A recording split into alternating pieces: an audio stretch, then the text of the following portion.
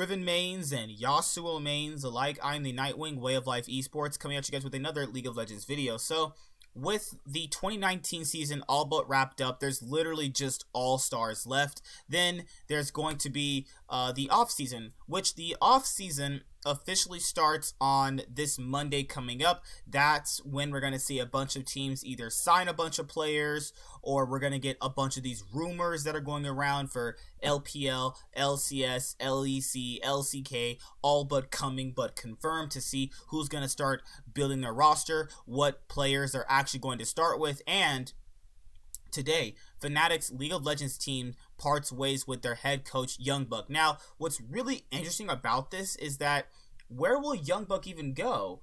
He could be going to North America. He was obviously tweeting that, hey, the LA weather looks nice, and that's something that is probably going to be somewhat of a meme. Obviously, you had Niski chiming in. I'll show you guys what I'm talking about in just a moment. So, with them parting ways with Youngbuck, this is something really interesting, and let me read this. Following their disappointing loss to Fun Plus Phoenix in the quarterfinals at Worlds 2019, Fnatic has revealed that Youngbuck will no longer be the League of Legends team's head coach for 2020.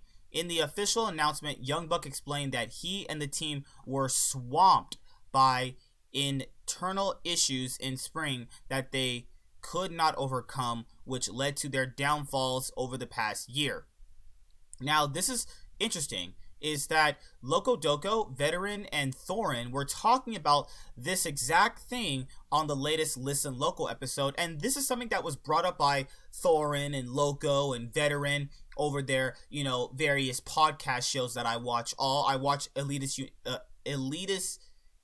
United and the Loco Doco Listen Loco, series that he does on this channel. And this was a consistent thing that was said about Fnatic, because Thorin and Veteran had eyes all in Fnatic, they said this year. And when people say that, you're probably thinking like, no, they don't. But these things I hear with a lot of teams having these internal issues do come to be true in these overall statements. But let's see. Fnatic tweets, "We say farewell to the 6-star general. He arrived as a 4-time champion, departs as a world finalist who steered us to our 6th and 7th split wins." And then obviously I have the full statement here, right here from Fnatic's page, and I'll go over that in just a moment. Although Fnatic were still able to reach the quarterfinals of Worlds, their year was a step down from what they could accomplish from what they were able to accomplish in 2018. They fell short in both splits, losing first to Origin and the 3rd round of the spring playoffs, and then failing to G2 Esports in the summer finals. It all culminated in a miracle run at Worlds, only to be cut short by LPL's FPX. 2019 would have been an easy fix if this was the fault of an individual, but the problems became complex to where no solutions for our problems became clear in time, Youngbuck said. As a result of that, while ending 2018 as my best year, I consider 2019 as the worst in my esports journey. As a result, Youngbuck will be moving forward in hopes of joining another team, where he will try to reach new heights in the LEC and beyond. His ability as a team director was important during the team's dominant run in 2018. While Fnatic struggled in 2019, they were able to still reach multiple great highs in comparison to the team's lows.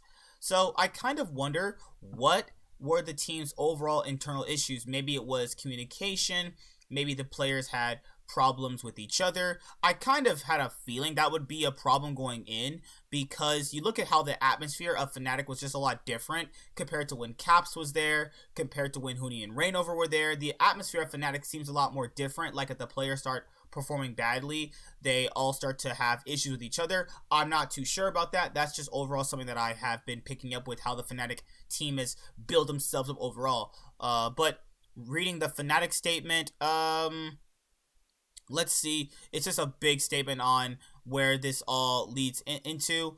And then basically it ends off basically the same thing as this article says, but all this says is that we go into 2020 without the 6-star general, but we wish him only the best as he now looks at the doubtlessly successful endeavor. Concluding his statement, Young Buck said, "I want to thank everyone in Fnatic from the bottom of my heart for the past 2 years. Fnatic has been a place where I could develop myself and together with the players and coaching staff create results both years that I had only dreamt of before joining the organization." And this is the issue, is that then you have the chief gaming officer talk. "It's been nothing but a pleasure to have worked with Young Buck over the course of these past 2 years, and I want to use this opportunity to thank him for his immense contribution, achievements, and friendship. On behalf of the organization and the players, I would also like to wish him good luck on his future projects, and I'm sure we will see you soon on the tour."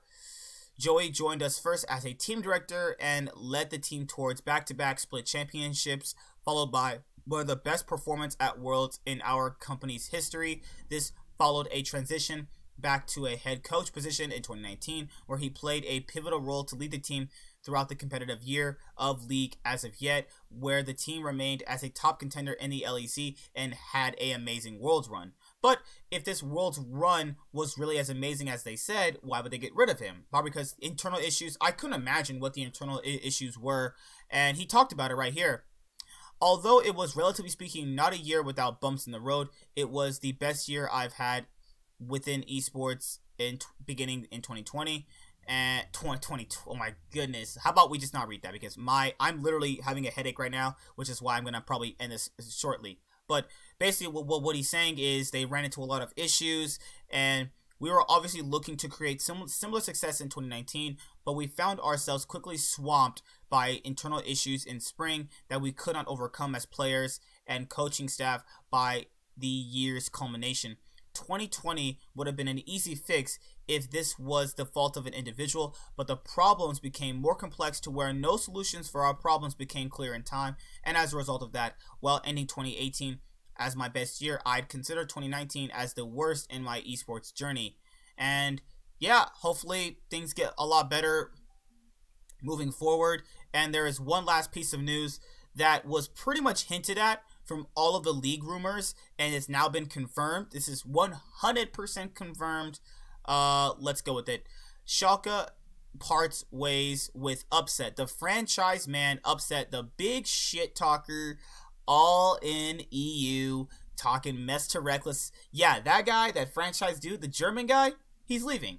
I don't know who Schalke's going to replace him with, but Schalke's probably going to go down the tier list in terms of having applicable players for their roster. Schalke has decided to not renew the contract of Upset, making him a free agent in 2019 League of Legends period. Upset joined Schalke before the 2017 spring split and helped the team claw their way into the former EU LCS through the European Challenger Series. They were promoted into the league after taking down Ninjas in Pajamas at the 2018 Spring Promotional Tournament. Although they had a rough start in the big leagues, the team slowly improved as the seasons went by. They even reached the 2018 Summer Finals, but lost to G2. In the end. That's not true. They lost to Fnatic. They reached the Summer 2018 Finals, but lost to G2 in the end. No, they basically lost to Fnatic, which is what they should have wrote. But yes, they did lose to G2 in the regional qualifier, which stopped them from going to Worlds. But that's kind of weird how they lost to Fnatic first in the finals, because G2 weren't in the finals. They lost to Fnatic in the finals. They lost to G2 in the World Championship qualifier. And then they post right here, came in as a rookie, and then now... How does it feel to be the LCS, Upset? Feels great. I don't have words right now. And it's this mindset who got you player of the game today. How are you happy about it? I mean, is it my first player of the game? I think it is. Yeah, that's nice, I guess. Feels good, man. Take me by the hand, lead me across the land, and throw my feet. I try to tell him all the time, right? Don't read what people are writing. Don't talk about what people are writing. He doesn't really listen to me, but yeah, I'm trying to help him. Oh man, Upset, was glad to have you on Schalke for a while, but as you guys know, it wasn't the greatest season for them. So it looks like a lot of the teams are going to be going through a reboot, a rebuild, as a lot of teams tend to do you know, over the course of a couple years, 3 years, sometimes teams will obviously try to reboot, rebuild, start fresh, because keeping even just a part of what the of an old roster is could be disastrous because of, you know, past, you know, things somebody did on the roster. There's just a lot of things that, you know, you might want to start moving on. And this is why I'm clearly a big advocate for Cloud9 starting fresh. It's been so long since they've done the exact same things. It's about time you start fresh. Whether or not it ends up failing or not shouldn't matter, because trying what you're doing right now is not working. And clearly, a lot of the EU teams are doing that. What they were doing last year clearly was not working. How about let's try something different in order to actually have the teams we love, the teams we like, the teams we support, the teams we buy their merch from do well, because we want the teams to do well. We want a lot of more orgs to do well, just like G2, TL, you know, the names that come to mind from the Western scene.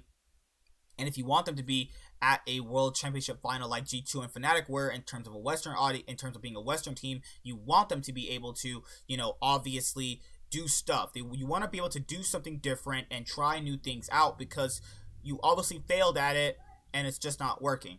And there's so many teams that could need upset. I mean, Cloud9 should be talking to upset right now, and that's just something that we have to overall be ready to achieve. So yeah, upset is not going to be on Schalke for the 2020 split, and I'm glad with that, because it shows that Schalke want to improve things on the roster, and let's see how they're going to be going about that. So that's it. See you guys later. Like, comment, subscribe. Most of all, enjoy. I'm the Nightwing, and Way of Life Esports is signing out. Peace. Hi there, guys. Be sure to like and subscribe to the channel for more stuff. Yeah, thank you.